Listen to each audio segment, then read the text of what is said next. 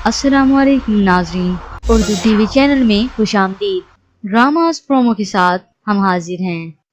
Viewers, drama serial जाल episode 22 में आप देखेंगे जैद ईशा से कहता है, हमारी शादी पे मुंह दिखाई नहीं दे सका था ना, ये खरीदी है आपके लिए।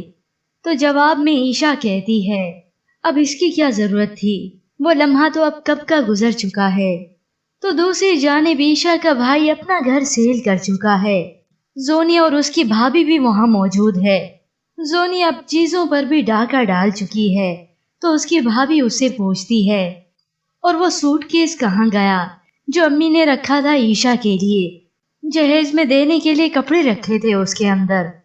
पर जोनिया खामोश है, तो उसकी भाभी कहती है, तुमने तो ईशा की हर एक चीज पे कब्जा कर लिया।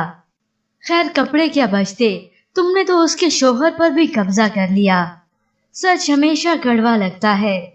जोनी ये सच्चाई सुनकर चिल्ला कर कहती है, ज्यादा बकवास करने की जरूरत नहीं है। तो अगले सीन में आप देखेंगे अरसल वापिस आ चुका है अपने माँ बाप के घर, लेकिन वो ईशा का पीछा नहीं छोड़ रहा। वो किचन में आकर ईशा से कहता है, ईशा तुम्हें इतराज तो नहीं है कि मैं वापिस आया?